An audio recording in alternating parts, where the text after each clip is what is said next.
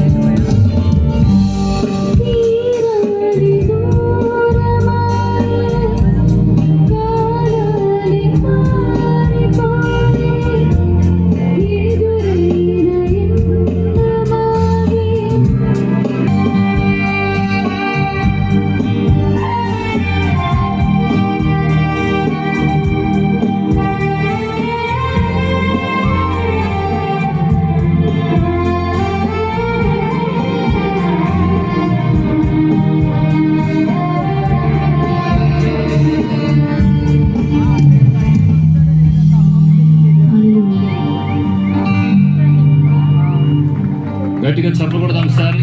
నిమిషాలు నేను ముగించేస్తాను. సంతోషంగా ఉన్న వారందరూ ఒకసారి గట్టిగా స్తోత్రం చెప్పండి ఒకసారి, ఇంకా గట్టిగా. ఆది యందు వాక్యం ఉండెను, వాక్యము దేవుని యొద్ద ఉండెను. తర్వాత మాట అందరూ చెప్పండి, వాక్యమే దేవుడు ఉండెను. అందరూ చెప్పాలి గట్టిగా.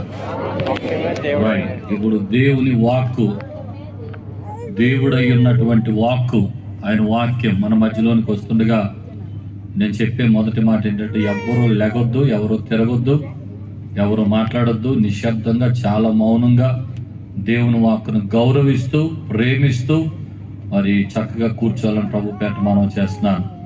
కొంతమంది వెళ్ళిపోతున్నవారు కనపడుతున్నారు. 10 అనేది పెద్ద టైం కాదు.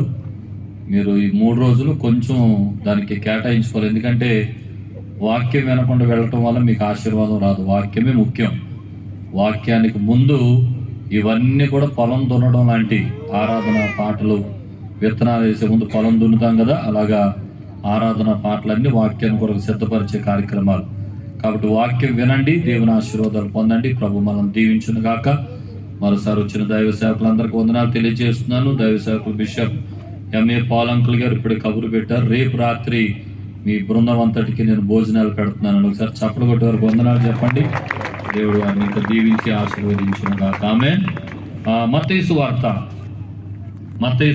12వ అధ్యాయము 42వ వచనాన్ని చదువుతున్నాను. ఈ రాత్రి నా సాక్ష్యంతో కూడిన కొద్దిపాటి దేవుని మాటలు మీకు అందించాలని ఆశపడుతున్నాను. విమర్శ సమయమున దక్షిణ దేశపు రాణి తరము వారితో నిలవబడి వారి మీద నేరస్థాపన చేయను. ఆమె సొలొమోను జ్ఞానమును వినుటకు భూమి అంతం నుండి వచ్చాను. ఇదిగో సొలొమోను కంటే గొప్పవాడు ఇక్కడున్నాడు. అందరూ చెప్పండి మాట. ఇదిగో, కొంచెం గట్టిగా. ఇదిగో సొలొమోను కంటే గొప్పవాడు ఇక్కడ ఉన్నాడు. ఇంకొకసారి, సొలొమోను కంటే గొప్పవాడు ఇక్కడ ఉన్నాడు. ఇంకోసారి చెప్పండి, సొలొమోను కంటే గొప్పవాడు ఇక్కడ ఉన్నాడు. మీరు అందరూ చెప్పండి ఒకసారి గట్టిగా. రైట్. ఈ రాత్రి మన అంశం ఏంటో చెప్పండి. సొలొమోను కంటే గొప్పవాడు ఇక్కడ ఉన్నాడు. స్తోత్రం చెప్పండి. హల్లెలూయా. ఎవరు చెప్పారు ఈ మాట? యేసు ప్రభు వారే పలికిన మాట. ఎవరి గురించి చెప్పారు? స్వయంగా ఆయనను గురించి ఆయనే పలికినటువంటి మాట. స్తోత్రం చెప్పండి. హల్లెలూయా. ఎందుకు చెప్పుకోవాల్సి వచ్చింది అనంటే, యేసు ప్రభు వారి పరిచర్యలో ఆయన ఎక్కడికి వెళ్ళినా 2 రకాలైన గుంపులు ఉండేవారు. ఒకటి ఆయన బోధలు విని, ఆయన చేసే అద్భుతాలు చూసి ఆయనను దేవుడిగా వెంబడించే గుంపు ఒకళ్ళైతే, రెండవ వాళ్ళు ఆయన చేసే పనిని తప్పుపట్టుకొని ఆయనను విమర్శించి ఆయన దేవుడు కాదు అని చెప్పడానికి వెంబడించే శాస్త్రులు, పరిసయులు, సద్దుకాయలు ఇలాంటి వాళ్ళు అనమాట. వీళ్ళు ఎప్పుడు యేసుప్రభుని వెంబడిస్తూనే ఉండేవారు. మన గుంపులాగే వాళ్ళు కూడా వెంబడిస్తూ ఉండేవారు. కనుక యేసుప్రభు ఎక్కడైనా మహిమపరచబడుతుంటే ఆ ప్రజల దగ్గరికి వెళ్ళి, ఎందుకు ఆయన పూజిస్తున్నారు మీరు? ఆయన దేవాలయం కన్నా గొప్పడా, యోనా కన్నా గొప్పడా, సొలొమోను కన్నా గొప్పడా, ఇలా మాట్లాడుతూ ఉండేవారు. ఆ మాటలు విని యేసుప్రభు యొక్క దృష్టిలోకి వచ్చి ఆయన చెప్పిన మాట ఏంటంటే, ఇదిగో దేవాలయం కంటే గొప్పవాడు ఇక్కడ ఉన్నాడు, యోనా కంటే గొప్పవాడు ఉన్నాడు ఇక్కడ. అంతకన్నా ప్రాముఖ్యంగా చక్కగా పలికిన మాట ఇప్పుడు మనం చెప్పుకున్న మాట, సొలొమోను కంటే గొప్పవాడు ఇక్కడ ఉన్నాడు. స్తోత్రం చెప్పండి, హల్లెలూయా. ఈ రాత్రి ఒక గొప్ప వ్యక్తిని గురించి, ఒక గొప్ప దేవుని గురించి, ఒక గొప్ప విషయాలు, గొప్ప మాటలు మీతో చెప్పాలని నేను ఆశపడుతున్నాను. ఈ మాటలు కొన్ని సంవత్సరాల క్రితం నేను ధ్యానించినప్పుడు దేవుడు నాకు ఇచ్చిన సందేశం ఇది. అసలు ఎందుకు ధ్యానించాల్సి వచ్చిందో నేను దీంట్లో కొన్ని మాటలు చెప్తాను. దేవుని మహాకృపను బట్టి అభాగ్యుడైన నన్ను దేవుడు కొన్ని దేశాలు వెళ్ళడానికి సహాయం చేశాడు. దాంట్లో భాగంగా మస్కట్ అనే దేశానికి కొన్ని సంవత్సరాల క్రితం వెళ్ళాను. అక్కడ 10 దినాలు పరిచర్య చేసిన తర్వాత మస్కట్కి 1200 కిలోమీటర్ల దూరంలో సలాలా అనబడినటువంటి ఒక ప్రాంతం ఉంది. ఆ ప్రజలు కూడా జ్యోతిరాజు గారు వచ్చారంటే మా దగ్గర కూడా పంపండి అని వారు అడిగిన కారణాన మస్కట్ వారిని నన్ను అక్కడ ఫ్లైట్ ఎక్కించి అక్కడ కూడా పంపించారు. అక్కడ 6 రోజులు పరిచర్య చేశాను. పరిచర్య చాలా సంతోషం కలిగించింది. దానితో పాటు నేను అధికంగా సంతోషించిన 3 అంశాలు ఉన్నాయి. అదేంటంటే బైబిల్ చారిత్రాత్మకమైన 3 అంశాలు నేను అక్కడ చూశాను. అది నాకు చాలా సంతోషం కలిగించింది. ఒకటవది, యేసుప్రభు పుట్టినప్పుడు వెండి, బంగారం, సాంబ్రాణి మరి జ్ఞానులు పట్టుకెళ్లారు కదా. అందులో సాంబ్రాణి పట్టుకెళ్లిన జ్ఞాని ఆ సలాలా ప్రాంతానికి చెందిన వాడే అని అక్కడ చెప్తా వచ్చారు. చరిత్ర ప్రకారం దానికి కొన్ని ఆధారాలు ఉన్నాయి అని చెప్పుకొచ్చారు. ఏంటంటే ఆధారాలు అంటే, యేసు ప్రభుకు సమర్పించబడిన సాంబ్రాణిని టెస్ట్ చేస్తే, పరీక్షిస్తే అది సలాలాకు చెందినటువంటి సాంబ్రాణిగా తేలిందట. అందుకని అక్కడ నుండి ఒక జ్ఞాని వెళ్ళి అక్కడ సాంబ్రాణి పట్టుకెళ్ళాడని ఆ సాక్ష్యం ఇచ్చారు. చాలా సంతోషమైంది. నేను కూడా అక్కడ కొన్ని సాంబ్రాణి తోటలో తీసుకెళ్లారు, చూపించారు. వచ్చేటప్పుడు నాకు కూడా కొంత సాంబ్రాణి పొట్టలు ఇచ్చి పంపించేశారు. స్తోత్రం చెప్పండి సరి గట్టిగా. చాలా సంతోషం. అది మొదటిది. రెండవది, యోబు గారి సమాధి అక్కడే ఉందండి. ఆ ప్రాంతంలో ఉంది యోబు గారి సమాధి. యోబు గారు సంచరించిన స్థలాలు, యోబు గారు ప్రార్థన చేసిన ప్రార్థన గది, ఆయన మోకాళ్ళ పచ్చులని, పాద పచ్చులని చాలా భద్రం చేసి ఉంచారు. కొండ మీద ఆయన ప్రార్థనకు ఉంటే, ఆ కొండ కింద 7 కిలోమీటర్ల దూరంలో కొలనుంటే రోజుకి 7 సార్లు 7 కిలోమీటర్ల కిందకి దిగి కొలంలో స్నానం చేసి శుభ్రపరుచుకుని మళ్ళీ పైకి వచ్చి ప్రార్థన చేసేవాడు ఒక చరిత్ర చెప్పారు. సమాధి అక్కడే ఉంది. ఇప్పటికీ ముస్లిమ్స్ అండర్లో ఉంది. ఎందుకంటే వారు కూడా యోబు ప్రవక్తగా వారు కొలుస్తూ ఉంటారు యోబుని. అందుచేత వారు అండర్లో ఉంది. కానీ ఎవరినైనా చూడనిస్తారు. అక్కడికి వెళ్ళి ఆ యోబు భక్తుని సమాధి కూడా చూడటానికి, సంచరించిన స్థలాలు చూడటానికి దేవుడు అవకాశం ఇచ్చాడు. స్తోత్రం చెప్పండి, హల్లెలూయా. ఇక మూడోది, మనం చదివినటువంటి ఈ పోర్షన్ లో షాబా దేశపు రాణి అనే ఒక రాణి ఉంది కదా. ఆ రాణి గారి కోట కూడా అక్కడ చూడటానికి దేవుడు కృప చూపించాడు. ఆ రాణి సంచరించిన స్థలాలు, రాణి నివసించిన కోట, అవన్నీ కూడా చూపించారు. ఎక్కడ నుండే రండి సొలొమోను చూడటానికి వెళ్ళింది అన్న స్టోరీ చెప్పారు, చరిత్ర చెప్పారు. చాలా ఆనందం కలిగింది. సరే, నాకు పర్యటన ముగించుకుని ఇంటికి వచ్చాను. ఏదైనా ఒక బైబిల్ చారిత్రాత్మకమైన స్థలం చూస్తే దాని గురించి ధ్యానించడం నాకు అలవాటు. ఇంటికి వచ్చాను, ఆదివారం వర్తమానం చెప్పాలి. ఆ వర్తమానంలో భాగంగా ఏం ధ్యానం చేద్దామని చూస్తే షాబా దేశపు రాణి కోట చూశాను కదా. ఆమెను గురించి ఏమైనా సందేశం దొరుకుతుందేమో ధ్యానం చేయడం మొదలెట్టా. అయితే ఆవిడ గురించి పెద్ద ఎక్కువ అంశాలు నాకేం దొరకలేదు. ఆమె రాజు దగ్గరికి వెళ్ళడానికి కనపరిచిన ఆసక్తి, లేకపోతే పట్టుదల, ఆ వెళ్ళిన ప్రయాణంలో ఉన్న త్యాగం, ఇలాంటి కొన్ని మాటలు కనపడ్డాయి. కానీ ఆమెను గురించి చదువుతుంటే ఏ సొలొమోను దగ్గరికి వెళ్ళిందో ఆ సొలొమోను యొక్క గొప్పతనాలన్నీ బయటపడటం మొదలెట్టాయి. ఇక సొలొమోను గురించి చదువుతా ఉన్నాను. సరే, ఈవిని ప్రక్కన పెడతాం, సొలొమోను గురించి మంచి అంశం దొరుకుతుంది కదా, ఇక రాసేద్దామని నోట్స్ పెన్ను తీసుకుని నా ప్రార్థనా గదిలో కూర్చొని సొలొమోను గొప్పతనాలని హెడ్డింగ్ పెట్టి ఇక రాసేయటం మొదలు పెట్టాను. ఇక వరుసగా రాస్తూ ఉండగా ఇక చక్కటి అంశాలు దొరికినాయి. ప్రభువా, ఇప్పుడు ఒక వర్తమానం ఇచ్చేసావు, నీకు వందనాలను అయినా ప్రార్థన చేసుకుని ముగించబోతుంటే పరిశుద్ధాత్మ దేవుడు నాతో మాట్లాడుతున్నాడు. జ్యోతిరాజు, ఏం డిసైడ్ చేసావు? సొలొమోను గొప్పడని డిసైడ్ అయిపోయావా అన్నాడు. అవును ప్రభు, మంచి అంశం దొరికింది అన్నాను. సరే ఒకసారి చదువు అని మత్తయి సువార్త 12వ అధ్యాయం యొక్క 42వ వచనం చదివించి సొలొమోను కంటే గొప్పవాడు ఇక్కడ ఉన్నాడు అని చదివించాడు. ఇప్పుడు మరి నేను ప్రిపేర్ అయినంత ఏం చేయాలి? సొలొమోను కంటే గొప్పవాడు ఇక్కడ ఉన్నాడని చదవగానే అవును మరి సొలొమోను గొప్పవాడని ఎంతసేపు ప్రిపేర్ అయిపోయాం కదా, మరి ఈయన సంగతి ఏంటి అని ఆలోచించడం మొదలుపెట్టి వెంటనే పరిశుద్ధాత్మ దేవుడు నన్ను టర్న్ చేసి ఇప్పుడు ఈయన గొప్పతనాలు చూడు, నీకు అసలైన పాఠం వస్తుంది అన్నాడు. వెంటనే సొలొమోను గొప్పతనాలు ఎలాగో ఈ పక్క పేజీలో రాశాను కదా, సొలొమోను గొప్పతనాలకి సొలొమోను కంటే గొప్పవాడునని చెప్పుకున్న యేసు ప్రభు గొప్పతనాలకి ఈ రెండిటికి మధ్య ఉన్న వ్యత్యాసం ఏంటో నేను చదవటం మొదలు పెడితే నాకు ఒక గొప్ప సందేశాన్ని దేవుడు ఇచ్చాడు. అది చదివిన తర్వాత నాకు అర్థమైందని తెలుసా ఆయన సొలొమోను కంటే కాదు, ప్రపంచంలో ఉన్న వారందరికంటే గొప్పవాడనే సంగతి నాకు అర్థమైంది. స్తోత్రం చెప్పండి, హల్లెలూయా. ఈ రాత్రి ఆయన ఎంత గొప్పవాడో కొన్ని మాటలు త్వరగా మీకు తెలియచేయాలని ఆశపడుతున్నాను. చూడండి, అసలు సొలొమోను కంటే గొప్పవాడని యేసు ప్రభు గొప్పతనాలు తెలియాలంటే మొదట సొలొమోను గొప్పతనాలు ఏంటో మనకు తెలియాలి కదా. ఒకసారి రాజుల గ్రంథము తీద్దాం. అక్కడ శాబా దేశపు రాణి సొలొమోనును కలుసుకోవడం, అక్కడ సొలొమోనుతో చక్కటి సన్నిహిత సంబంధాన్ని కలిగి ఉండడం, ఆ పోర్షన్ అంతా కూడా మొదటి రాజుల గ్రంథం 10వ అధ్యాయంలో మనకు కనబడుతుంది. ఆ మాటలు తెద్దాం ఒకసారి. అక్కడ తెలిసి పెట్టుకోండి, 5 వచనాల వరకు నేను చదువుతున్నాను, నాతో కలిసి మీరు కూడా చదవండి.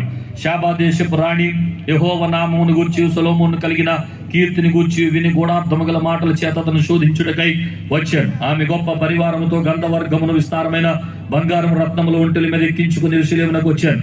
సొలొమోను దర్శనము చేసి తనకు తోచిన దానంతటిని బట్టి అతనితో మాట్లాడగా ఆమె వేసిన ప్రశ్నలన్నిటికీ సొలొమోను ప్రత్యుత్తరం చెప్పాను. రాజులకు మరుగైనది ఏదీ లేనందున ఆమె ప్రశ్న వేసిన వాటన్నిటి భావము చెప్పాను. శాబా రాణి క్షమించాడు సొలొమోను యొక్క జ్ఞానమును, అతడు కట్టించిన మందిరమును, అతని బల్ల మీద ఉన్న భోజన ద్రవ్యములను, అతని సేవకులు కూర్చుండి పీఠములను, అతని ఉపచారులు కనిపెట్టుటను, వారి వస్త్రములను, అతని గిన్నెను అందించి వారిని చూచి యెహోవా మందిరమందు అతడు అర్పించు దహన బలులను చూచి విస్మయముందినదై. అందరి మాట చెప్పండి, విస్మయముందినదై. గట్టిగా చెప్పండి మాట. విస్మయం పొందడం అంటే ఆశ్చర్యపడిందట. ఏమేమి అంశాల గురించి ఆశ్చర్యపడింది మరలా చూడండి. 5వ వచనం 4వ వచనం చివరి నుండి. శాబా రాణి సొలొమోను యొక్క జ్ఞానమును, అతను కట్టించిన మందిరం, అతని బల్ల మీద ఉన్న భోజన ద్రవ్యాలు, అతని సేవకులు కూర్చుంటే పీఠాలు, అతని ఉపచారులు కనిపెట్టుట, వారి వస్త్రాలు, అతని గిన్నెను అందించేవారు, యెహోవా మందిరం అందు అతడు అర్పించు దహన బలులు. ఇవన్నీ చూసేటప్పటికి మతిపోయిందంట అమ్మగారికి. ఆశ్చర్యపడిపోతుందంట. అబ్బాబ్బా, ఎంత వైవిధ్యం, ఎంత జ్ఞానం, ఎంత గొప్పవాడు, ఎలా చేస్తున్నాడని చాలా ఆశ్చర్యపడిందట. సరే, ఈ గొప్పతనాలన్నిటిని గురించి కొన్ని విషయాలు మాట్లాడుకుంటూ ఈయన ఎలాంటి పనులు చేయగలిగితే ఆయన ఎలాంటి పనులు చేశాడు, ఎలాంటి పనులు చేస్తున్నాడో కొన్ని విషయాలు నేను మీతో వివరించాలని ఆశపడుతున్నాను. సంతోషంగా చేతులెత్తి గట్టిగా స్తోత్రం చెప్పండి, హల్లెలూయా. మీరు రాసుకోవాలనుకుంటే ఒక పద్ధతిలో రాసుకోండి. పేజీకి మధ్యలో గీత కొట్టండి. ఈ పక్కన సొలొమోను గొప్పతనాన్ని రాసుకోండి, ఈ పక్కన యేసు ప్రభు గొప్పతనాన్ని రాసుకోండి. నేను దానికి దీనికి తేడా చెప్పుకుంటూ కొంచెం త్వరగా వెళ్ళిపోతాను, మన టైం అయిపోతుంది కదా. మొదటి మాట, సొలొమోను గొప్పతనాల్లో మొదటి మాట ఏంటంటే ఆయన ఒక రాజ్యానికి రాజు. చెప్పండి, ఆయన ఒక రాజ్యానికి రాజు. గట్టిగా చెప్పండి, ఆయన రాజ్యానికి. ఒక రాజ్యానికి రాజు అనే విషయం చిన్న విషయమా పెద్ద విషయమా? చెప్పండి. ఒక రాజ్యానికి రాజు అనేది చిన్న విషయమా పెద్ద విషయమా? పెద్ద విషయం అని బాబు. కార్పొరేటర్ గా గెలిస్తేనే పట్టుకోలేకపోతున్నాం కదా, ఒక సర్పంచ్ గా గెలిస్తేనే ఆయన భూమి మీద చూడలేకపోతున్నాం. అలాంటి దినాల్లో మనం ఉన్నాం. అలాంటప్పుడు ఒక రాజ్యానికి రాజు అనేది చిన్న విషయంగా చాలా పెద్ద విషయం. సరే, మంచిది. ఇప్పుడు మనం ఎవరి గురించి ధ్యానం చేస్తున్నాం? సొలొమోను కంటే గొప్పవాడైన యేసయ్యను గురించి ధ్యానం చేస్తున్నాం. మరి ఈయన ఒక రాజ్యానికి రాజు అయితే ఈయన గొప్పతనం ఏంటి తెలుసా? ఈయన రాజులకి రాజు. గట్టిగా చప్పట్లు కొట్టి ప్రభువుకి స్తోత్రాలు చెల్లించండి. ఈయన ఒక రాజ్యానికి మాత్రమే రాజు, ఈయన రాజ్యాలన్నిటికీ రాజు. ఇంకో మాట చెప్పనా, రాజులను నియమించువాడు ఆయనే, రాజ్యములను కూల్చువాడు ఆయనే. అన్నిటినీ నిలబెట్టగలిగిన వాడు, పడగొట్టగలిగిన వాడు, రాజును ఎంపిక చేయగలిగిన వాడు, రాజును తీసివేయగలిగిన వాడు, అన్ని ఆయనే. ఇప్పుడు చెప్పండి, రాజు గొప్పోడా, రాజులను నియమించేవాడు గొప్పోడా? రాజులను నియమించేవాడు గొప్పవాడు. అందుకే ఆ రోజు యేసు ప్రభు అన్నాడు, సొలొమోను కంటే గొప్పవాడు ఇక్కడ ఉన్నాడు. స్తోత్రం చెప్పండి, హల్లెలూయా. రెండవ మాట, సొలొమోను గొప్ప జ్ఞాని. చెప్పండి, సొలొమోను గొప్ప జ్ఞాని. మామూలు జ్ఞాని కాదు. మీరు బైబిల్ అంతా చదివితే ఆయన జ్ఞాన కార్యాలన్నీ మీకు చక్కగా రాయబడి ఉంటాయి. నేను వివరణ ఎక్కువ లేకుండా కొంచెం ముందుకు వెళ్తున్నాను, అర్థం చేసుకుని టైం అయిపోతుంది కాబట్టి. కనుక సొలొమోను గొప్ప జ్ఞాని అయితే మరి ఈయన సంగతి ఏంటి? సొలొమోను కంటే గొప్పవాడని చెప్పుకున్న యేసయ్య సంగతి ఏంటో తెలుసా? ఈయన జ్ఞానైతే ఈయన జ్ఞానమునకే ఆధారమైన వాడు. ఆయన గురించి రాయబడిన మాట, బుద్ధి జ్ఞానముల సర్వ సంపదలు ఆయన యందు గుప్తమైనాయి. యాకోబు పత్రికలు అంటాడు, మీలో ఎవరికైనా జ్ఞానము కొద్దిగా ఉన్నాడులా అతడు ప్రభు దగ్గరికి రండి అని అడగండి, ఎవరిని దింపగా అందరికీ ధారాళంగా జ్ఞానం దయచేస్తాను. కనుక జ్ఞానము పొందుకున్నవాడు గొప్పోడా, జ్ఞానం ఇచ్చేవాడు గొప్పోడా? గట్టిగా చెప్పాలి. జ్ఞానం ఇచ్చేవాడు గొప్పవాడు. అందుకే యేసయ్య చెప్పుకున్నాడు ఏమని? సొలొమోను కంటే గొప్పవాడు ఇక్కడున్నాడు. ఇక 3వ వచనం చదువుదాం. ఆమె వేసిన ప్రశ్నలన్నిటికీ సొలొమోను ప్రత్యుత్తరం చెప్పాను. రాజులకు మరుగైనది ఏదీ లేనందున ఆమె ప్రశ్న వేసిన వాటన్నిటి భావము చెప్పాను. 3వ దాంట్లో రాణి గారు ఆయన జ్ఞానాన్ని శోధించడానికి వెళ్ళింది కదా, వెళ్ళి రకరకాల ప్రశ్నలు అడుగుతుంటేనంట, ఏ ప్రశ్న అడిగితే ఆ ప్రశ్నకు సమాధానం చెప్పేస్తున్నాడట. అక్కడ రాయబడిన మాట తెలుసు, రాజుకు మరుగైనది లేనందున. అది అక్కడ రాయబడిన మాట. అసలు ఏది మరుగులేదండి. నిజమే, ఇలాంటి జ్ఞానవంతులను చూస్తే ఆశ్చర్యం వేస్తుంది. అలాంటి జ్ఞానవంతులు ఘనత పొందుకున్న వారుగానే కనబడతారు. కొంతమంది ఉంటారు అక్కడక్కడ, వాళ్ళకి తెలియని సబ్జెక్ట్ అంటూ ఉండదు. మనం ఏది మాట్లాడినా మధ్యలో దూరిపోతాడు, ఏది మాట్లాడినా అన్ని సబ్జెక్టుల్లోకి వచ్చేస్తారు. అలాంటి జ్ఞానవంతులు ఉంటారు. ఈ మధ్యకాలంలో ఒక న్యూస్ టీవీ ఛానల్లో ఒక 3 సంవత్సరాల బుడ్డోడు కూర్చోబెట్టి ఇంటర్వ్యూ జరుగుతుంది. అక్కడ ఏంటంటే 3 సంవత్సరాల బుడ్డోడు 3000 విషయాలకు అనర్గళంగా సమాధానం చెప్పేస్తున్నాడు. వాడు అమెరికా దేశాల విషయాలు చెప్తున్నాడు, ఆస్ట్రేలియా దేశాల విషయాలు చెప్తున్నాడు, ఎక్కడెక్కడ దేశాల విషయాలని చెప్తున్నాడు. ఏమండి 10th క్లాస్ వాళ్ళు, ఇంటర్మీడియట్ వాళ్ళు లెక్కలు చెప్తున్నాడు. ఆడు మతిపోయిందాడు వైవిధ్యం చూస్తే, అందుకే అక్కడ వరకు వెళ్ళాడు. అందుచేత ఇలాంటి జ్ఞానం కలిగిన వారు అడిగిందల్లా సమాధానం చెప్పేవారు ఉంటే చాలా గొప్పతనమే అని చెప్పాలి. చాలా చాలా మంచిది. సొలొమోను అడిగిన ప్రతి దానికి సమాధానం చెప్పగలిగిన వాడు. అయితే మనం ఎవరి గురించి ధ్యానం చేస్తున్నాం? సొలొమోను కంటే గొప్పవాడైన యేసయ్య గురించి. మరి ఈయన అడిగిన ప్రతిదానికి సమాధానం చెప్పగలిగితే మరి ఈయన సంగతి ఏంటి అని ఆలోచిస్తే ఒక్క మాట చెప్తాను, అద్భుతమైన మాట. సొలొమోను అడిగిన వాటికి మాత్రమే సమాధానం చెప్పగలడు. కానీ నా యేసయ్య నీవు అడగకుండానే నీ జీవితంలో ఉన్న ప్రశ్నలు, వాటికి చెందిన సమాధానం కూడా ఇవ్వగలిగిన గొప్ప దేవుడు ఆయన. స్తోత్రం చెప్పండి, హల్లెలూయా.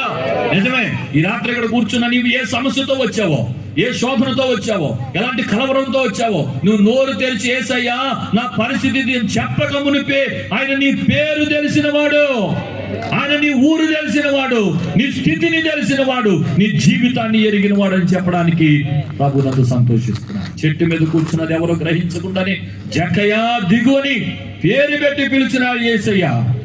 ఎదుగున్న గ్రామానికి వెళ్ళండి, కట్టబడిన గాడిదలు ఉన్నాయని, అక్కడ గాడిదలను చూడకుండానే గాడిదలు ఉన్నాయని సంగతి ఎరిగిన వాడు యేసయ్యా. కుడివైపుకు వలవే, సముద్రంలో చేపలు ఎక్కడ ఉంటాయో కూడా తెలిసిన వాడు. ఏ చేప నోట్లో షెకేలు ఉంటుందో, ఎక్కడికి వెళ్తే ఆర్థిక సమస్యలు తీర్చబడతాయో, ఎక్కడికి వెళ్తే అద్భుతాలు జరుగుతాయో కూడా చెప్పగలిగిన వాడు నా యేసయ్య. ఈ రాత్రి నువ్వు అడిగితే సమాధానం చెప్పేవాడు చాలా మంది ఉండొచ్చు, కానీ నీవు అడగకుండానే నీ జీవిత ప్రశ్నలన్నిటికీ సమాధానం చెప్పగలిగిన వాడు నా యేసయ్య. గట్టిగా చప్పలు కొట్టి హృదయపూర్వకంగా యేసయ్యకి స్తోత్రాలు చెల్లించాలి. కనుక చెప్పండి, అడిగితే చెప్పేవాడు గొప్పోడా, అడగకుండానే నీ బ్రతికంతా చెప్పేవాడు గొప్పోడా?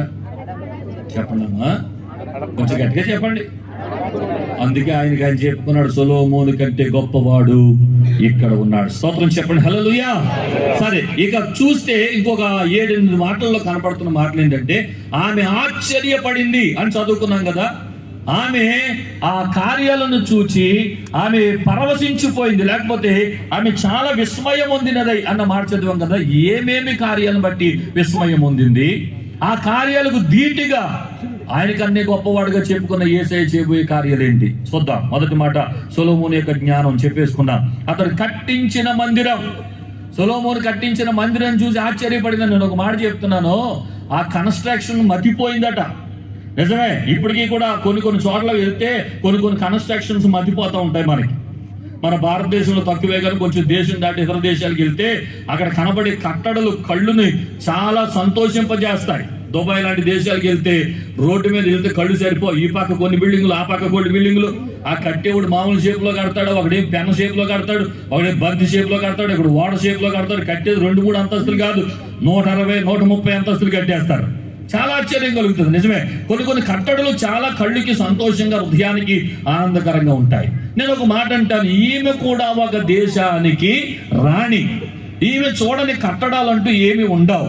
అలాంటి ఈవిడికే ఆశ్చర్యం కలిగిందంటే మనకి ఇంకెంత ఆశ్చర్యమో కదా. అలాంటి కట్టడ కట్టాడండి. సంతోషం. ప్రపంచంలో ఎన్ని కట్టడలున్నా సొలొమోను కట్టించిన మందిరము ఆమెకు సంతోషం కలిగించినటువంటి అంశముగా, ఆమె విస్మయం పొందినటువంటి అంశాన్ని జ్ఞాపకం చేస్తూ, సరే మనం ఎవరి గురించి ధ్యానం చేస్తున్నాం? సొలొమోను కంటే గొప్పవాడైన యేసయ్య గురించి. మరి సొలొమోను కట్టించిన మందిరం మనకు ఆశ్చర్యం కలిగితే, మన కోసం మన ప్రభువు కట్టిస్తున్న ఒక అద్భుతమైన అంశం ఉంది. అది చెబితే చప్పట కొట్టకుండా ఉండరు. అదేంటో తెలుసా? నీ కొరకు నా కొరకు సుందరమైన పట్టణాన్ని ఆయన నిర్మిస్తున్నాడు. ఆయన గట్టిగా చప్పట కొట్టండి. ఇక కన్స్ట్రక్షన్ భూమి మీద ఎవరికి అర్థం కాదు. ఏ ఇంజనీరు పట్టలేనటువంటి కన్స్ట్రక్షన్ అది. ఎవడి అద్భుతమైన కట్టడ జరుగుతుంది. నీ కోసం నా కోసం స్థలం సిద్ధపరచడానికి వెళ్ళిన ప్రభు మంచి కార్యాలు మన కొరకు చేస్తున్నాడు. అతి త్వరలో వెళ్ళబోతున్నాం, అక్కడ చూడబోతున్నాం. సంతోషంగా చేతులు గట్టిగా స్తోత్రం చెప్పండి ఒకసారి. సొలొమోను కట్టించిన మందిరం ఇప్పటికి చాలా అది శిథిలం అయిపోయినటువంటి పరిస్థితుల్లో ఉంది. కూలిపోయి రాలిపోయి ఈ లోక కట్టడాలన్నీ. కానీ పేరే శాశ్వత రాజ్యం. చెప్పండి, ఏ రాజ్యం? ఇక కూలిపోవటం ఉండదు, పెచ్చులు ఊడిపోవటం ఉండదు, సిమెంట్ రాలిపోవటం ఉండదు, గోడలు బేట్లు ఇవ్వటం ఉండదు. ఆ నిత్య రాజ్యములు సంతోషంగా పరిశుద్ధుడు పరిశుద్ధుడని కోట్లాను కోట్ల దూత గణాలతో మనం కూడా చేరి ఆరాధించబోతున్న అలాంటి సుందరమైన రాజ్యాన్ని ఆయన నీ కొరకు నా కొరకు సిద్ధపరుస్తున్నాడు. స్తోత్రం చెప్పండి, హల్లెలూయా. గట్టిగా చెప్పండి, హల్లెలూయా. ఇంకొక మాట, అతని బల్ల మీదనున్న భోజన ద్రవ్యాలు. చెప్పండి ఈ మాట, అతని బల్ల మీద ఉన్న అంటే ఆ రాణి గారి కోసం పెట్టిన ఫుడ్ ఐటమ్స్ మతిపోయిందంట. మరి ఎన్ని ఐటమ్ పెట్టేసాడు మనోడు కదా. నిజమే, కొన్ని చోట్లకి వెళ్తే భోజనాలు ఇప్పటికీ మర్చిపోలేం. ఒక్కొక్క పెళ్లికి వెళ్తాం కదా, 10 సంవత్సరాల తర్వాత కూడా కనుక్కున్నప్పుడు, సార్ మీ అబ్బాయి పెళ్లి భోజనాలు ఇప్పటికీ మర్చిపోలేకపోతున్నాం సార్ అని చెప్తాం కదా. ఇందులో 2 రకాలు ఉంటాయండి. మళ్ళీ ఇందులో 2 రకాలు ఉంటాయి. ఆ రకంగానూ మర్చిపోలేం, ఈ రకంగాను. కొంతమంది భోజనానికి పిలుస్తారు, అద్భుతమైన భోజనాలు. అది ఒరిజినల్గా కూర ఉప్పు కూడా తెలియదు మనకి. అలాంటి భోజనాలు పెడతారు కొంతమంది. మేము మద్రాసులో కొంత ట్రైనింగ్ అయ్యాను నేను, హెచ్బిఐ కాలేజీలో. తమిళనాడులో కదా, అందరితో పాటు లైన్లో ప్లేట్ పట్టుకుని నుంచుని భోజనం పెట్టించుకుని చాలా ఆకలి మీద తినేసిన తర్వాత మేము 4 తెలుగు వాళ్ళు మాట్లాడుకున్నాం, రే మనం తిన్నది ఏం కూరరా అని. వెళ్ళే వంట అబ్బాయిని అడిగితే అది వంకాయ బెండకాయ చెప్పేవాడు. దాని షేప్ కూడా తెలిసేది కాదు మాకు. ఇప్పటికీ మర్చిపోలేం. కొన్ని దాంట్లో ఇంకొక వంటలు మంచిగా పెడతారు. నాకు బాగా గుర్తున్న ప్రోగ్రామ్ ఏంటంటే, ఈస్ట్ గోదావరిలో కాకినాడలో ఒకసారి ఒక కార్యక్రమానికి వెళ్ళాను. కార్యక్రమానికి వెళితే అక్కడ రాత్రి చాలా లేట్ అయింది. ఆ తర్వాత రోజుకి ఒక రాజకీయ నాయకుడు వచ్చాక మీరు మా ఇంటికి భోజనంకి రావాలండి అన్నాడు. భోజనంకి రావాలంటే నాతో చాలా మంది ఉన్నారండి, రేపు రాత్రి కుదరదండి, అందరికి ప్రార్థన చేసేటప్పుడు లేట్ అవుతుంది, మధ్యాహ్నం వస్తానంటే నేను ఉండలేదండి, రాత్రి రావాలన్నాడు. సరే అండి వస్తానండి అని చెప్పి, ఆయన పెద్ద ఆయన కదా రాజకీయ నాయకుడు అని ఆయనకి టైం ఇచ్చి మొత్తానికి రాత్రి 12:30 1 గంట అయిపోయింది. ఆ టయానికి ఆయన కార్లు పంపించాడు. మా కార్లు ఉన్నాయి, అందరం కలిసి అక్కడికి వెళ్ళాం. ఇంకా నాతో పాటు అక్కడ చెందిన ఒక పాస్టర్ గారు, ఆ పాస్టర్ గారి టీం అందరం ఉన్నాం. అందరం కలిసి వెళ్ళాం. వెళ్ళేటప్పటికి నేను నేను చేసిన ఏర్పాటు ఏంటంటే, ఆ రోడ్డు నుండి ఇక్కడ వరకు ఇల్లు ఉంటుంది కదా, ఆ రోడ్డు మీద కార్లు ఆపేశాడు. అక్కడ నుండి ఒక రెట్ట కారు పెట్టు, ఆ పక్కన ఈ పక్కన పువ్వులు జల్లి ఉండి పెట్టాడు. ఎక్కడైనా డప్పులు కొడుతున్నారు. ఈ రాత్రి 2 గంటకి ఎవడైనా చచ్చిపోయాడా ఏంటని నేను అటు ఇటు ఎత్తుకుంటున్నాను. ఎందుకు ఏంట్రా అంటే, చచ్చిపోయిన డప్పులు కాదు నాకేనంట. ఓరు బాబు, పువ్వులు చల్లడానికి ఇంకా టైం ఉందరా, కంగారు పడకండి, నాకు ఇలాంటివి అన్ని పడవ ముందు లోపల పెట్టేయండి అన్నారు. అన్ని తీసేసారు, అయిపోయింది, బాగానే ఉంది. మొత్తం నడుచుకుంటూ వచ్చాం. ఇంట్లోకి వచ్చిన తర్వాత 5 నిమిషాలు మాట్లాడిన తర్వాత హాల్లో మొత్తం ఇలా రౌండ్గా పెట్టేశాడండి డిష్లన్నీ. పెట్టేసి రాత్రి 2 గంటన్నరకు అన్నాడు, అయ్యగారు మీకోసం 50 పైనే వెరైటీలు చేయించాను సార్, ఏం చేస్తారో తెలియదు సార్, తినేయాలి అన్నాడు ఆయన. ఎన్ని వెరైటీలు అంట? ఇలాగే ఉంటుంది మా బతికి, ఎవరికి చెప్పుకోలేము కొన్నిసార్లు. పాస్టర్ గారి పరిస్థితి విశ్వాసులకు అర్థం కాదు. ఇలాగ రాత్రి మీటింగ్లు పిలుస్తారు, 10:30 11 మైకి ఇచ్చేస్తారు, 1 గంటకల్లా ముగించేస్తాం, 2 భోజనం పెట్టేస్తారు. పెట్టే భోజనాలు మామూలుగా పెట్టరు, పీతలు రొయ్యలు చేపలు అన్ని. మొన్న ఈ మధ్య నెడదవుల్లో కావిడ గొడవ చేస్తుంది, 2 గంటలకు పీతల కూర వండిందంట. మీకోసమే వండారు, ఎందుకు తినరు అంటుంది. రాత్రి 1 గంట ఇలాగ అన్ని తినేసి మేము నిరాకారంగా శూన్యంగా తయారైపోయాం. ఇలాగా మీకు అర్థమైపోతుంది కదా మా పరిస్థితి. అందుచేత కొన్ని భోజనాలు ఎప్పటికీ మర్చిపోలేము, అలాంటి భోజనాలు ఉంటాయి. అయితే సరే, అంశంలోకి వచ్చేద్దాం. సొలొమోను ఆ రాణి కోసం చేయించిన వెరైటీలు భోజనాలు ఆమెకు అంతా విస్మయం పొందిన రీతిగా ఆమె ఆశ్చర్యపడితే, ఇప్పుడు మన కోసం ఒక సుందరమైన రాజ్యాన్ని కట్టి సిద్ధపరుస్తున్న ఆ దేవుడు ఇంకెంత మంచి భోజనాలు ఏర్పాటు చేయాలి? ఇది మన ప్రశ్న. అయితే ఆయన చేస్తున్న మహోన్నతమైన కార్యం అభినందించకుండా ఉండలేము. అదేంటి తెలుసా? ఎంత మంచి భోజనం పెట్టినా ఉదయం తింటే మళ్ళీ సాయంత్రం ఆకలేస్తుంది, మళ్ళీ రేపు పొద్దున ఆకలేస్తుంది, మళ్ళీ రేపు సాయంత్రం తినాలి. ఈ బాధలన్నీ లేకుండా, ఈ కష్టాలన్నీ లేకుండా ప్రభు మన కొరకు ఏర్పాటు చేసిన ఒక అద్భుతమైన అంశం ఏంటి తెలుసా? ఆకలి దప్పిక లేని రాజ్యాన్ని ఆయన మన కొరకు ఏర్పాటు చేస్తున్నాడు. గట్టిగా చప్పట్లు కొట్టండి ఒకసారి. అసలు ఈ ఏర్పాటు భూమి మీద ఎవరైనా చేయగలరా? ఎలక్షన్ టైం వచ్చేస్తున్న వల్ల మోడీ గారిని చెప్పమని రానున్న 5 సంవత్సరాలు ఆకలి దప్పిక లేని రాజ్యాన్ని మీ కొరకు చేయబోతున్నాను అనమనండి అంటారు ఎవరైనా? ఏ ప్రధాని అనలేడు, ఏ ముఖ్యమంత్రి అనలేడు, ఎవరు అనలేరు. అలాంటి అనలేనటువంటి ఒక గొప్ప కార్యాన్ని యేసయ్య ఒక్కడ మాత్రమే మన కొరకు చేశాడు. ఆకలి దప్పిక లేదు, ఆడోళ్ళకి కన్నీరు లేదు, మిరపకాయలు కొయ్యక్కర్లేదు, ఉల్లిపాయలు కొయ్యక్కర్లేదు, పొద్దున్న లేచి భర్తను తిట్టుకోకర్లేదు కదా. భర్తలు కూడా బజార్కి వెళ్ళి ఏం సావురా బాబు, ఏం గొడవరా అయినా ఇలాంటి మాటలు ఏమి లేవుగా. పరిశుద్ధుడు పరిశుద్ధుడు దూత గణాలతో కలిసి ఆరాధించడం ఒకటే పని. గట్టిగా చప్పట్లు కొట్టండి ఒకసారి. ప్రభుకు స్తోత్రాలు చెప్పండి. హల్లెలూయా. ఎంత గొప్ప దేవుడు మనం కలిగి ఉన్నాం. ఆ తర్వాత అతని సేవకులు కూర్చుండు పీఠములు. చెప్పండి, అతని సేవకులు కూర్చుండు. ఆ రాజుగారి దగ్గర వేసిన ఫర్నిచర్ కూడా అదిరిపోయిందంటే ఈవిడ. మరి ఆవిడ కూడా రాణియే కదండి, ఆవిడకి ఎంత ఫర్నిచర్ ఉంటుందండి, ఎంత అద్భుతమైన వనరులు ఉంటాయి ఆవిడ దగ్గర కూడా. కానీ ఆవిడే ఆశ్చర్యపోయిందంటే ఆ ఫర్నిచర్ ఎలా చేయించాడో మనకు తెలియదు, కానీ అది కూడా మీకు ఆశ్చర్యం కలిగించిందండి. సరే, మరి ఇప్పుడు మన ప్రభు మన కొరకు చేసిన ఏర్పాటు అది ఎంత గొప్పది, అది కూడా చూద్దాం. ఈ రాజుగారు చేసిన ఏర్పాటుకి మన రాజుగారు చేసే ఏర్పాటుకి తేడా ఏంటో కూడా చెప్తా. ఈ రాజుగారు ఎలాంటి ఏర్పాటు చేసాడో తెలియదు, కానీ మన రాజు అయితే మన కోసం బంగారు సింహాసనాన్ని సిద్ధపరుస్తున్నాడు ఆయన. స్తోత్రం చెప్పండి. హల్లెలూయా. అయితే దీనికి తేడా చెప్తాను. ఈ రాజుగారు ఇక్కడ కూర్చుంటే పరిచారకులు అంత దూరంలో కూర్చోవాలి, కానీ మన రాజుగారు మన కోసం చేసిన ఏర్పాటు ఏంటి తెలుసా? తన కుడి పార్శ్వమున మనల్ని కూర్చోబెట్టుకోబోతున్నాడు అంటే. కొట్టండి గట్టిగా. సంతోషం రావట్లేదా? యేసయ్య పక్కనే కూర్చోబోతున్నాం మనం, ఆయన కుడి పక్కనే కూర్చోబోతున్నాం. ఎంత సంతోషం. స్తోత్రం చెప్పడం సరిగట్టిగా. హల్లెలూయా. అంత మాత్రమే కాదు, ఆ రాజుగారి దగ్గర ఉన్న పనోడికి 8 గంటలో 10 గంటలో జాబ్ ఉంటుంది. అది కూడా ఉంచుతాడు, లేకపోతే తీసేస్తాడు, తలకాయ కూడా తీసేస్తాడు.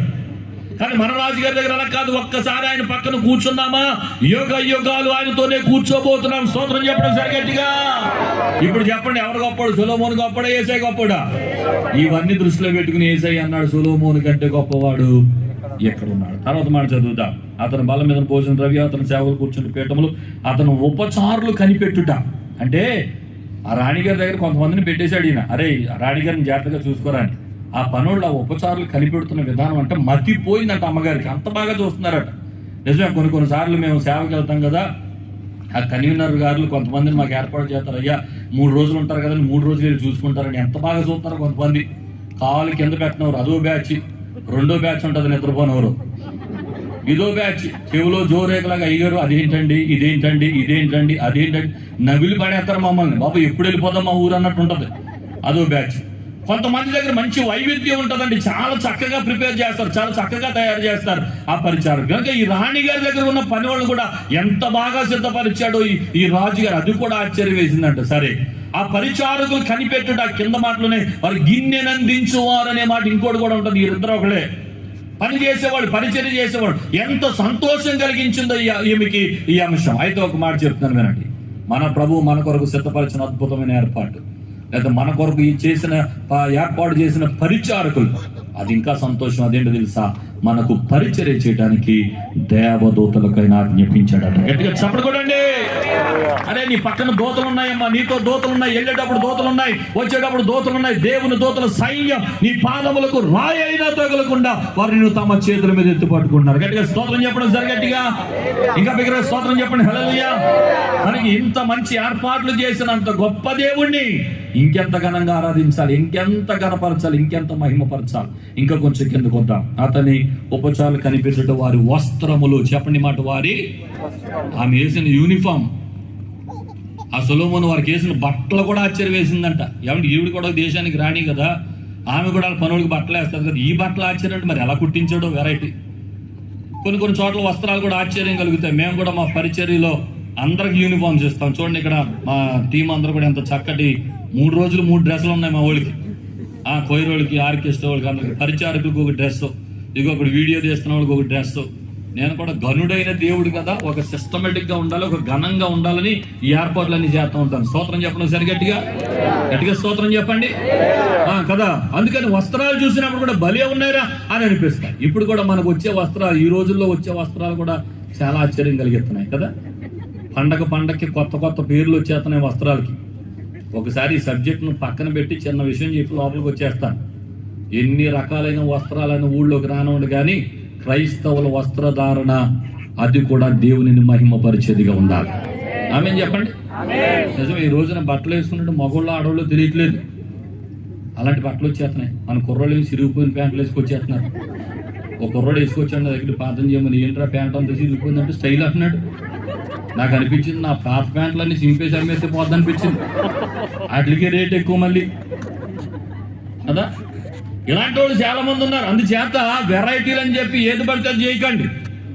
లోకము హాస్యాస్పదంగా దేవునిని నిందించే రీతిగా, దేవుని నామానికి అపకీర్తి తెచ్చే రీతిగా మన వస్త్రధారణ ఎట్టి పరిస్థితుల్లో ఉండకూడదు. యవనస్తులారా, యవన బిడ్డలారా, చెల్లెళ్ళు, తమ్ముళ్ళు, నీ వస్త్రధారణ దేవుని మహిమపరచాలి, దేవునికి మహిమకరంగా ఉండాలి. ఏ బట్టలు పడితే ఆ బట్టలు వేయకూడదు, ఎలా పడితే అలా ఉండకూడదు. మనకు ఒక చక్కటి ప్రత్యేకత ఉంది, మనకు ఒక సంస్కారం ఉంది, మన దేశానికి ఒక చక్కటి సాంప్రదాయం ఉంది. ఆ పద్ధతులను కాపాడుకుంటూ దేవుడిచ్చిన రీతిగా మనం ముందుకెళ్ళాలి. స్తోత్రం చెప్పడం జరిగేది. అలాగని మీకులా తెల్లబాట్లు వేసుకోమంటారు అంటే తెల్లబాట్లు వేసుకున్నవాడే పరలోకానికి వెళ్తాడన్న బోధ కాదు నాది. ఇలాగ లాడ్చి సారా వేసుకుంటే మా అమ్మంది ఈ బట్టలో నువ్వు నిండుగా ఉంటావు రా, తప్పు నుండి సెంటిమెంట్ అయిపోయింది అంతే. అలా తెల్లబట్టలు వేసుకుంటా, అంతేగాని తెల్లబట్టలు వేసుకుంటే పరలోకానికి వెళ్తారు, లేకపోతే నల్ల బట్టలు నరకానికి వెళ్తారు. ఇది కాదు నా బోధ. నల్లబట్టల తెల్లబట్టల కాదు కావాల్సింది.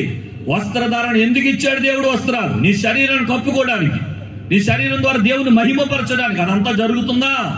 సగం సగం వదిలేసి తిరుగుతున్నావా? వెరైటీగా కుట్టెత్తున్నావు. కుర్రోడు అలా వెరైటీగా గుర్తించాడు బట్టలో. ఈ వెనకాల ఉండాల్సిన కాలర్ ఏమో ముందుకు పెట్టాడంటే ఇలాగా, ఈ జోబు ఏమో ఇక్కడ వెనకాల వేసుకున్నాడంట. వంకర టెంకర సైకిల్ ఒకటి వేసుకుని చెవులో పెట్టేసుకుని ఎలపాటు పాడుకుంటూ వెళ్ళిపోతున్నాడంట. ఆ ఊరు వైపు వెళ్తున్న కారోడు వచ్చి వెనకాల గుద్దేశాడండి. గుట్టతో పక్కన మురికి కాలంలో పడిపోయాడంట.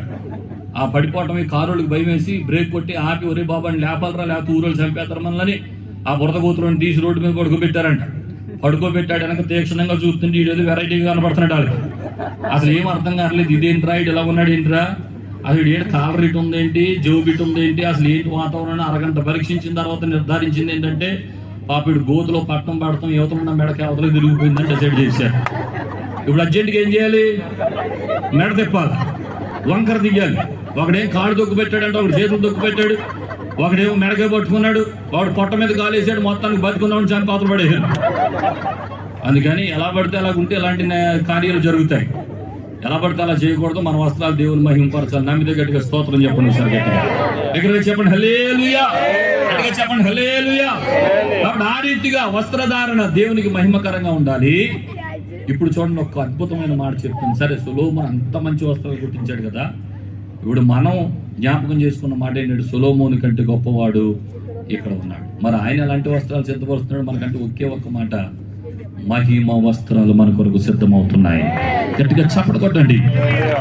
తన మహిమతో నింపబోతున్నాడు, తన మహిమతో అలంకరించబోతున్నాడు, తన మహిమ చేత మనం నింపి కప్పబోతున్నాడు. గట్టిగా చప్పట కొట్టి ప్రభుకు స్తోత్రాలు చెల్లించి. ఏ టైలర్కి అందవి ఎవరు కూడా చేయలేరు, ఏ బట్టల షాపు వాడు కనిపెట్టలేడు. అలాంటి ఒక గొప్ప మహిమతో కూడిన వస్త్రాన్ని దేవుడు మనకు అలంకరింప చేయబోతున్నాడు. స్తోత్రం చెప్పండి హల్లెలూయా.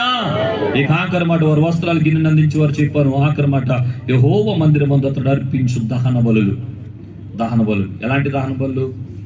సొలొమోను బలుల గురించి చదివితే మర్చిపోద్ది మనకు. ఒకసారి 1,20,000 గొర్రెలు అర్పించేసాడండి. 1,20,000 1,20,000 అంటే ఊహించండి, రోడ్డు మీద 100 గొర్రెలు వెళ్తేనే ట్రాఫిక్ జామ్ అయిపోద్ది మనకి. అలాంటి 1,20,000 అంటే అసలు ఎక్కడ పెట్టుంటాడు? ఎంత పెద్ద గ్రౌండ్ అండి. అసలు ఈ గ్రౌండ్ అంతా కలిపితే కూడా సరిపోదు కదా. సరే, ఆయనకి స్థలాలు కరువేంటి, రాజుగారు కదా, స్థలంలో పెట్టాడు, మంచిదే. ఎంత ఖరీదై ఉంటుంది, ఆయనకి డబ్బులు కరువేంటి, సరే అది కూడా కొనేసి ఉంటాడు, మంచిదే. కానీ అర్పించడానికి ఎంత టైం పడుతుంది, ఎంత బలం కావాలి? ఒక్కొక్క గొర్రెను బలించడానికి 120 గొర్రెలు చేతులతో కష్టంతో బలి ఇవ్వటం అంటే ఎంత టైం వెచ్చించాడు, ఎంత బలాన్ని వెచ్చించాడు. అలాంటి బలులు అర్పించాడంట. ఆ బలులు కూడా ఆశ్చర్యం కలిగిందట. స్తోత్రం చెప్పండి హల్లెలూయా, గట్టిగా చెప్పండి హల్లెలూయా. సరే, ఇప్పుడు మనం ఎవరి గురించి ధ్యానం చేస్తున్నాం? సొలొమోను కంటే గొప్పవాడైన యేసయ్యని. మరి 1,20,000 గొర్రెలు అర్పిస్తే మన యేసయ్య ఎన్ని గొర్రెలు అర్పించాలి? 2,40,40,000 గొర్రెలు అర్పిస్తే కనుక తూకానికి సరిపోదు కానీ యేసయ్య చేసిన ఒక అద్భుతమైన మాట, గొర్రెల రక్తం వల్ల కోడెల రక్తం వల్ల పాప పరిహారం జరగదు కనుక తానే వదకు తేబడిన గొర్రె పిల్ల వలె మారిపోయి మనందరి నిమిత్తమైన వధించబడి మనకి రక్షణ విమోచన కలిగించాడు. గట్టిగా స్తోత్రం చెప్పడం సరి గట్టిగా. ఆ యేసు ప్రభువే బలి కాకపోతే మనకి రక్షణ వచ్చుండేది కాదు. ఇప్పుడు చెప్పండి, గొర్రెలను బలిచ్చేవాడు గొప్పోడా, తానే బలి అయిపోయినాడు గొప్పోడా? గొర్రెలు ఏమంటే 1,20,000 అంటే జీవితకాలం బతికిన కాలం నన్ను ఇమ్మంటే నేను కూడా అప్పు చేసి ఇచ్చేస్తాను. అది కాదు, నేను బలి అవ్వాల్సి వస్తే నేను రాగలనా ముందుకి? రాలేను. ఎవరు బలి అయ్యారు మన కోసం? ఎవరు బలి అవ్వలేదు. భూమి మీద ఎవరు బలి అవ్వలేదు. ఒకే ఒక్క ఆయన బలియాగంగా మన కోసం తాను సమర్పించుకుని ఆయన ప్రాణత్యాగం చేశాడు. ఆయనే నజరేయుడైన యేసు. స్తోత్రం చెప్పండి, హల్లెలూయా. అందుకే చెప్తున్నా, ప్రపంచంలో అందరూ ఒప్పుకోవాల్సిందే, ఆయన కంటే గొప్పవారు భూమి మీద ఎవరు లేరు. స్తోత్రం చెప్పండి, హల్లెలూయా. ఇప్పుడు మాట్లాడుతుందని చెప్పండి, ఆ యొక్క శాపా దేశపు రాణి గొప్పదా, మనం గొప్పమా? గట్టిగా చెప్పండి. ఆవిడ రాణి గారు కదా, మనం ఎందుకు గొప్పవాళ్ళమయ్యా? ఒకే ఒక మాట, శాబా దేశపు రాణి సొలొమోనును మాత్రమే చూసింది. మనం సొలొమోను కంటే గొప్పవాడైన యేసయ్యను చూడగలుగుతున్నాం.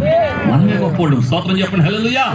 ఇంకో మాట చెప్పండి, అసలు శాబా దేశపు రాణి ఉండుంటే స్టేట్మెంట్ మారిపోయింది. వాళ్ళ యేసు ప్రభువును చూసుంటే ఓ మాట నిదరే, సొలొమోను కాలం సొలొమోను చూశాను ఆయన గొప్పడు అనుకున్నాను. కానీ యేసయ్యను చూసిన తర్వాత నాకు అర్థమైంది, సొలొమోను తూచ్, అసలు సొలొమోను దేవుడు లేదండి, యేసయ్య గొప్పడని స్టేట్మెంట్ ఇచ్చేసేదే. స్తోత్రం చెప్పడం సరి గట్టిగా. కానీ అవకాశం ఆవిడకి లేదు, దేవుడు మనకి ఇచ్చాడు. గట్టిగా చేతులు ఎత్తి స్తోత్రం చెప్పడం సరి గట్టిగా. హల్లెలూయా. ఇక ఆఖరిగా విస్మయం పొందినదే ఏం జరిగిందట? 6వ వచనంలో రాజుతో ఇట్లా, నీ కార్యములను గురించి జ్ఞానమును గురించి నా దేశం ముందు విన్న మాట నిజమే, అయినను నేను వచ్చి కనులార చూడక మునుపు మాటలు నమ్మకం ఉంటే ఉన్న దానిలో సగమైన నాతో చెప్పబడలేదని ఇప్పుడు నేను తెలుసుకుంటున్నాను. రాజుగారి దగ్గరకు వచ్చిన అంటుందంట, రాజా, మా దేశంలో ఉన్నప్పుడు సొలొమోను అలాంటి ఇలాంటి గొప్పవాడు, అది ఇది దాంట్లో డిష్ అంటుంటే నేను అన్నాను, అంత సీన్ ఉందా మనోడికి అన్నాను. కానీ వచ్చి చూసిన తర్వాత నాకు అర్థమైంది ఏంటంటే, చెప్పినోడు సగం కూడా చెప్పలేదయ్యా నీ కోసం, అన్ని గొప్పతనాలు ఉన్నాయి నీ దగ్గర అంటుందట. ఈ మాట రానున్న రోజులు అందరి నోట రాబోతుంది. ఎలాగో చెప్పనా? పరలోకం నరకం 2 ఉన్నాయి.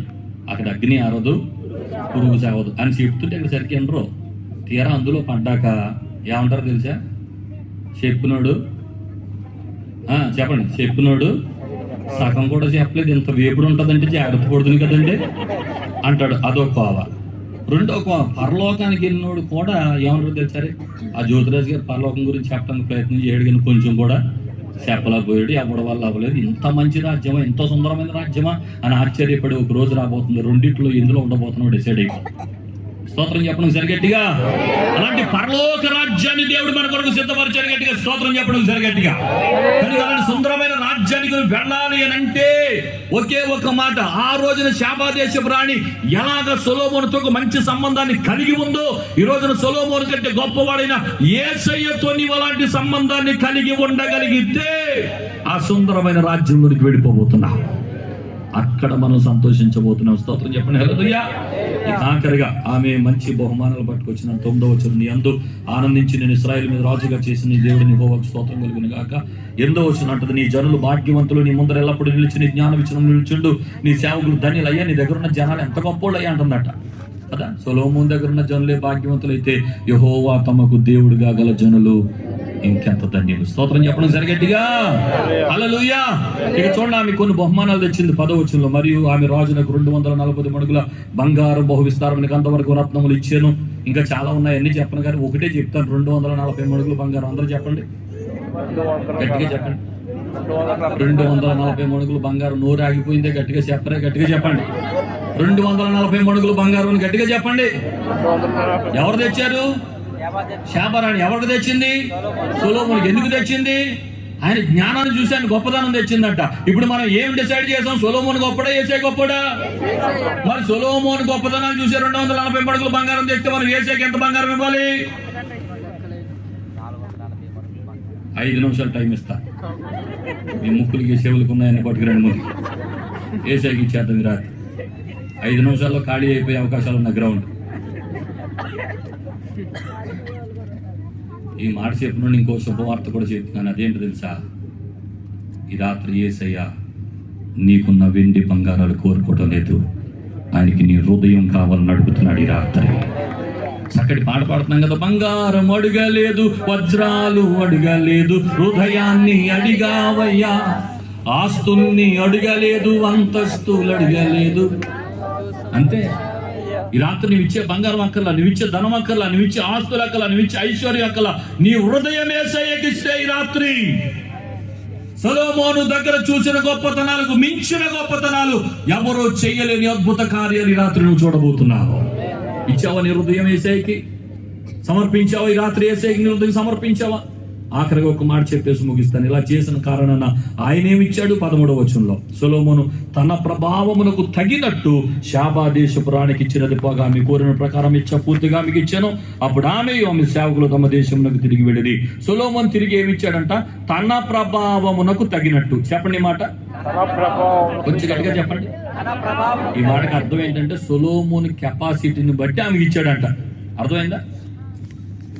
సొలొమోను గొప్పతనాల్లో ఆయన చుట్టుపక్కల ఆయనంత ధనవంతుడు ఎవరు లేరు. ఈమె ఇచ్చిన 240 మణుగులు బంగారం రాశాడు, కానీ సొలొమోను ఇచ్చిన రాయలేదంటే దాని అర్థం ఏంటంటే రాయడానికి వీలు కుదరనంత ఇచ్చాడు అనమాట. స్తోత్రం చెప్పడం సరి గట్టిగా. తన ప్రభావం, అవును కదా, కెపాసిటీ చూస్తారు కదా ఎవరి దగ్గరికి వెళ్ళినప్పుడు, ఎవరి ప్రభావానికి తగ్గట్టు వాళ్ళని మనం అంచనా వేస్తాం. అలాగే సొలొమోను ప్రభావమునకు తగినట్టు ఆయన ఇచ్చాడనంటే ఎంత ఇచ్చాడో, ఎంత పట్టుకెళ్ళిందో, అబ్బో ఎంత ఆశీర్వదించబడి వెళ్ళిందో అని చెప్పాలి. ఈ మాటలో చెప్తా. అయితే చివరిగా ఒక మాట చెప్తున్నాను. ఈ రాత్రి వెండి బంగారాలు కోరని దేవుడు నీ హృదయాన్ని కోరుతున్నాడే. నీ హృదయాన్ని ఆయనకి ఇచ్చావనుకో, ఆయన నీకేమైపోతున్నాడు తెలుసా? ఆయన తన ప్రభావమునకు తగినట్టు నీకు ఇవ్వబోతున్నాడు ఈ రాత్రి. స్తోత్రం చెప్పండి. హల్లెలూయా చెప్పండి. సొలొమోను ప్రభావం గొప్పదా, యేసయ్య ప్రభావం గొప్పదా? ఈయన రాజు అయితే ఈయన రాజులకే, ఈయన జ్ఞానైతే ఈయన జ్ఞానమునకే, ఈయన సర్వమును ఎరిగిన వాడు, సమస్తమును మన కోసం గొప్ప కార్యాలు చేస్తున్న దేవుడు, ఈయనకి అసాధ్యమైంది ఏది లేదు. అలాంటిది ఆయన చేతిలో కనుక నీ జీవితాన్ని పెడితే తన ప్రభావమునకు తగినట్టు ఇవ్వబోతున్నాడు. గట్టిగా చప్పడగొట్టు ఒకసారి ఆయనకు స్తోత్రాచరించాలి. తన ప్రభావమునకు తగినట్టు ఇవ్వబోతున్నాడు అంటే అసలు ఒకసారి ఇమేజ్ చేసుకోండి, మన బ్రతుకులు ఎలా ఉంటాయో, మన జీవితాలు ఎలా ఉంటాయి. ఒక మాట చెప్పనా, క్రైస్తవుడు నిజంగా తన ప్రభావమునకు తగినట్టు పొందాల్సిన ఆశీర్వాదాలు ఇంకా పొందుకోవట్లేదు చాలా మంది. అసలు తన ప్రభావమునకు తగినట్టు ఆశీర్వాదాలు నీ మీదకి వస్తే నువ్వు అక్కడ కూర్చోవు.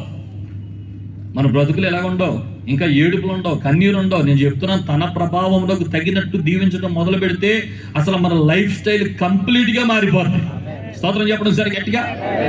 ఈ రాత్రి ఎవరి గురించి అక్కర్లా, నా గురించి చెప్తాను. దావీదుని గురించి ఒక మాట చెప్తాను. అప్పటి వరకు గొర్రెలు కాసుకునేవాడు, హృదయాన్ని యేసయ్యకి ఇచ్చాడు. తన ప్రభావం తగినట్టు దీవిస్తే గొర్రెలు కాసుకునేవాడు రాజు అయిపోయాడు. స్తోత్రం చెప్పడం సరే గట్టిగా. అది తన ప్రభావం తగినట్టు దీవించుకోండి. ఆఖరిగా నాకు చిన్న సాక్ష్యం చెప్పి ముగిస్తాను. ఈ రాత్రి జ్యోతిరాజు ఎవరు, ఎందుకు వచ్చాడు, ఆయన పరిస్థితి ఏంటి, ఎంత గొప్పోడైతే ఇంత పెద్ద మీటింగ్లు పెట్టాడు, ఎంత ఖర్చు పెడుతున్నాడు అని మీరు అనుకోవచ్చు కదా. ఆ చిన్న సాక్ష్యం చెప్పేసి ముగిస్తాను. జ్యోతిరాజు అనేవాడు పరిస్థితి ఏంటో మీకు అర్థం అవ్వాలి ఈ రాత్రి. అప్పుడు యేసయ్య పరిస్థితి ఏంటో మీకు అర్థం అవుతుంది రాత్రి. స్తోత్రం చెప్పండి. చిన్నప్పటి నుండి పాస్టర్ గారు అబ్బాయిలు, మా నాన్నగారు ఇక్కడే ఉన్నారు. పాస్టర్ గారు పిల్లలు అవడం వల్ల భక్తిలోనే పెరుగు, విశ్వాసంలోనే పెరుగు, అన్ని బాగానే ఉన్నాయి. పెద్ద పెద్ద పాపాలు ఏం చేయలేదు, కానీ అలరోడిని, బాగా అలరోడిని. ఎక్కడుంటే అక్కడ అందరిని ఏడిపించడం, ముసలివాడిని ఏడిపించడం, చుట్టుపక్కల నవ్వించడం, ఇలా చేస్తూ ఉండేవాడిని.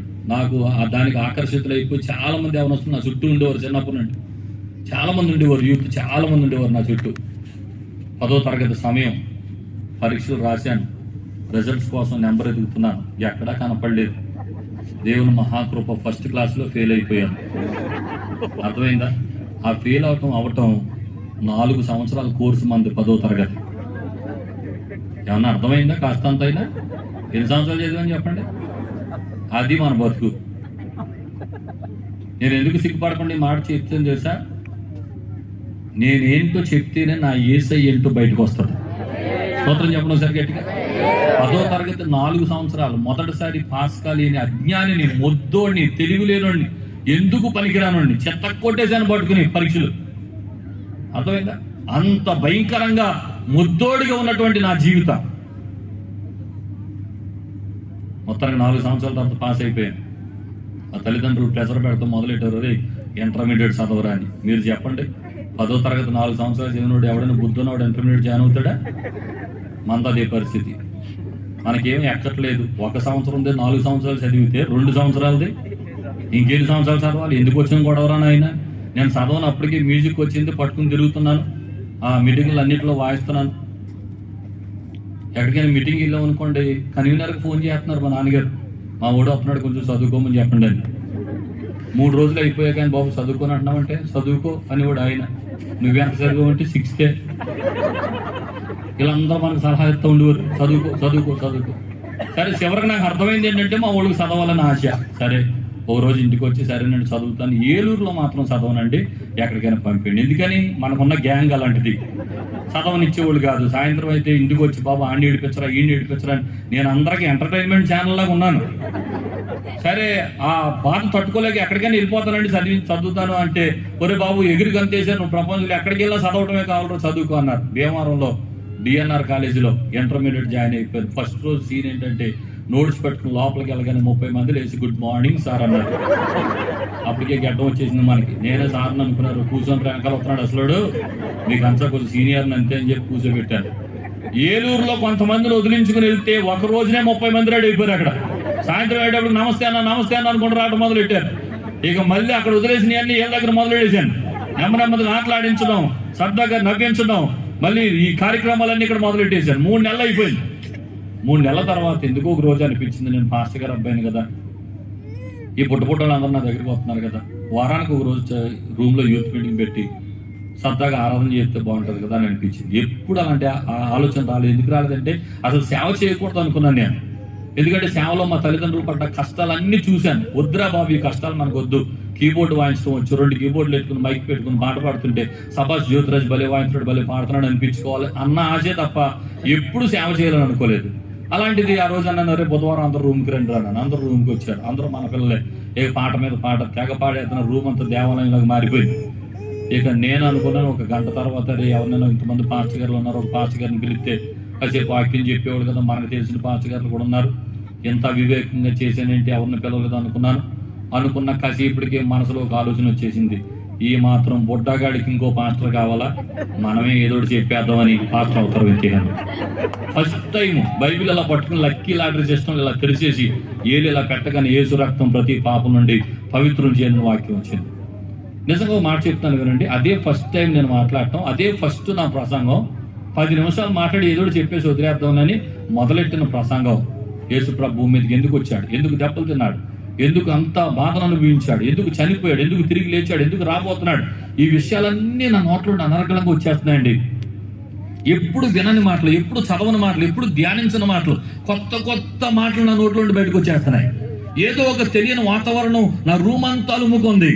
అసలు ఏదో జరిగిపోతుంది అక్కడ, నాకే కన్నీళ్ళు వచ్చేస్తున్నాయి, ఏడుపు వచ్చేస్తున్నాయి. ఒక అరగంట మాట్లాడిన తర్వాత కిందకు చూస్తే 30 మంది కళ్ళలోండి నీళ్లు కారుతున్నాయి. అరే ఏం జరుగుతుంది, నేను ఏం చేయకూడదు అనుకున్నాను, ఏం చేస్తున్నానో కలవరం మొదలైపోయింది. అరే మోకరించండి రా, ప్రార్థన చేద్దామని అందరూ గుండెలు బాదుకుని ఏడుస్తూ ఉన్నారు. నేను కూడా ఆ రోజు మోకరించి, ప్రభువా ఇంకెప్పుడు ఇలాంటి పిచ్చి పనులు చేయనయ్యా, ఎవరిని ఏడిపించనయ్యా, అల్లరి పనులు చేయనయ్యా, నా జీవితాన్ని నీకు ఇస్తున్నానయ్యా అని ఆ రోజు నేను కూడా గుండెలు బాదుకుని అందరితో పాటు ఏడ్చేశాను. అయిపోయింది, అందరూ వెళ్ళిపోయారు, ఒక్కడనే పడుకున్నాను, నిద్ర పట్టట్లేదు, అటు ఇటు తిరుగుతున్నాను. ఏదో తెలియని ఆవేదన, ఒక ప్రక్కన సంతోషం, ఒక ప్రక్కన దుఃఖం. ఏమంటే రూమ్ అంతా కూడా ఒక పరిశుద్ధాత్మ దేవుని వాతావరణం అలుముకుంది. ఏదో ఒక తెలియనటువంటి పరిస్థితి నా జీవితాన్ని వెంబడిస్తూ ఉంది. అలాంటి పరిస్థితుల్లో 3 గంటల సమయానికి నిద్ర పట్టినప్పుడు ఒక స్వరాన్ని వింటున్నాను. నా ప్రియమైన కుమారుడు జ్యోతిరాజు, నేను పొందిన శ్రమలు, నేను పొందిన కష్టాల గురించి ఎంత చక్కగా వివరించావు, నా ప్రేమను ప్రజలకు ఎంత చక్కగా వివరించావు. ఒక ప్రశ్న నేను అడుగుతున్నాను, నిన్ను ప్రేమించి నీ కొరకు నా ప్రాణం పెట్టాను కదా, నన్ను ప్రేమించి నా కొరకు నువ్వేం చేస్తావు? నిన్ను ప్రేమించి నీ కొరకు ప్రాణం పెట్టాను కదా, నన్ను ప్రేమించి నా కొరకు నువ్వేం చేస్తావు? ఒక స్వరం ఆ తెల్లవారుజాము నాకు వినపడుతున్నప్పుడు వెంటనే మంచం మీద దిగి మోకాళ్ళుని, ప్రభు ఇంతవరకు నీ కొరకు నేనేం చేయలేకపోయాను, ఎప్పటి నుండి నాలో ఊపిరున్నంత వరకు నీ కొరకే బ్రతుకుతాను నాయన, నీ కొరకే పని చేస్తాను తండ్రి అని రాత్రి సమర్పించుకున్నాను. ఇంటికి వచ్చాను, మా తల్లిదండ్రులతో చెప్పాను. వెంటనే నన్ను చాలా ఎంకరేజ్ చేశారు. అరే దేవుడు పిలిస్తే ఇక నేనేం అడ్డు పెట్టడం, చదువు అవసరం లేదు, వెళ్ళిపో, బైబిల్ కాలేజీకి వెళ్ళి పంపించారు. ఆ తర్వాత వచ్చిన తర్వాత వాళ్ళు ఎంతో ప్రోత్సహించారు. దేవుని సేవలు నిలబడ్డాను. ఈ మాటలను ఎందుకు చెప్పాను తెలుసా? ఇప్పుడు చెప్పే విషయాల కోసం చెప్పాను.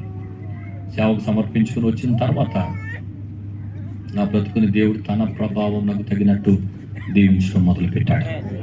ఆ చిన్న జీవితం వేసే చేతిలో పెడితే ఆయన ప్రభావం ఏంటో ఈ రోజుకి నేను చూస్తున్నాను. అదేంటి తెలుసా? 10వ తరగతి మొట్టమొదటిసారి పాస్ అవ్వలేని పనికి మాలిన జ్యోతిరాజుని అనేక టీవీ ఛానల్లో వర్తమానికుడిగా మార్చేశాడు ఆయన. గట్టిగా చప్పట్లు కొట్టండి ఒకసారి. అంత మాత్రమే కాదు, యేసయ్య దీవెన పండుగలను సభలు పెడుతుంటే ఒక ఊర్లో గ్రౌండ్లు పట్టరాని జనంతో నింపబడుతుంటే కిక్కిరిసిపోయిన జనాలను చూస్తుంటే మాట్లాడుతూ కూడా దుఃఖపడిన సందర్భాలు ఉన్నాయి. నాకు ఎందుకో తెలుసా, ఈ పనికి మాలోడి కోసం ఈ జనం వచ్చారు, ఈ చదువులేని అభాగ్యుడి కోసం ఇంతమంది జనం వచ్చారు. అంటే ఒకే ఒక కారణం అదేమో తెలుసా, నా చిన్న బ్రతుకును ఆయన చేతిలో పెట్టాక ఆయన తన ప్రభావమునకు తగినట్టు దీవించడం మొదలు పెడితే వేలాది మంది ప్రజల్లో నిలబడే వ్యక్తిగా ఈ 10వ తరగతి పాస్ కాలేని వ్యక్తిని ఆయన మార్చేశాడు. స్తోత్రం చెప్పడం జరిగింది. నాకులాగా చదువులో ఓడిపోయిన వాళ్ళు, సమాజంలో ఓడిపోయిన వాళ్ళు, సిగ్గుతో తలదించుకున్న వాళ్ళు ఎవరైనా ఉంటే ఈ రాత్రి సవాలు చేసి చెప్తున్నాను, నా దేవుడే మీ దేవుడు. ఈ రాత్రి నన్ను బలపరిచిన దేవుడు మిమ్మల్ని బలపరచబోతున్నాడు. ఇంకా మీ హృదయాన్ని పరిపూర్ణంగా యేసయ్యకి అప్పగించలేదేమో, అప్పగించి చూడండి. మీ చిన్న హృదయం ఆయన చేతుల్లో పెడితే, మీ హృదయంలోకి ఆయన రప్పిస్తే ఈ రాత్రి తన ప్రభావమునకు తగినట్టు ఆయన దీవించడం ప్రారంభించబోతున్నాడు. మీ బ్రతుకును పరిపూర్ణంగా మార్చివేయబోతున్నాడు ఆయన. స్తోత్రం చెప్పండి. హల్లెలూయా. ఒక ఊరిలోకి వెళ్ళి ఎమ్మెల్యేల మీద ఎంపీల మీద చేతులు వేసేస్తున్నాను, ఇలాగా ప్రార్థన చేసేస్తున్నాను. 2 ముఖ్యమంత్రుల మీద వేసేసాను చెయ్య. విజయవాడలో చంద్రబాబు నాయుడు గారిని తీసుకొచ్చారు, అంకులే నన్ను కూడా పిలిచారు. ఆయన పక్కనే కూర్చోబెట్టేశారు. స్తోత్రం చెప్పండి. ఇక ఒళ్ళు ఆగలేదు, అంతే నెత్తి మీద చేసేసాను వెళ్ళిపోయి ఇలాగా. స్తోత్రం చెప్పండి సరి గట్టిగా. ఆ చంద్రబాబు నాయుడు గారు కనుక ఏం చదువుకున్నామని అడిగితే మన బండారం అంతా బయట వెళ్ళిపోతుంది. అడగరు. ఎందుకు అడగరు తెలుసా, మన చదువును బట్టి వెళ్ళలేదు అక్కడికి. పైనోడు స్టాంప్ వేసేసాడు, ఎక్కడికైనా వెళ్ళిపోతాం అంతే. స్తోత్రం చెప్పండి సరి గట్టిగా. జగన్ గారి ఇల్లు ఓపెనింగ్ జరిగింది తాడేపల్లిలో. అనిల్ అన్న ఫోన్ చేశారు, బ్రదర్ మీరు కూడా రావాలండి అన్నారు. చాలా మంది దైవ సేవకులను పిలుస్తున్నారేమో, నన్ను కూడా పిలిచారని సంతోషంగా డొక్కుగారు వేసుకుని వెళ్ళిపోయాను.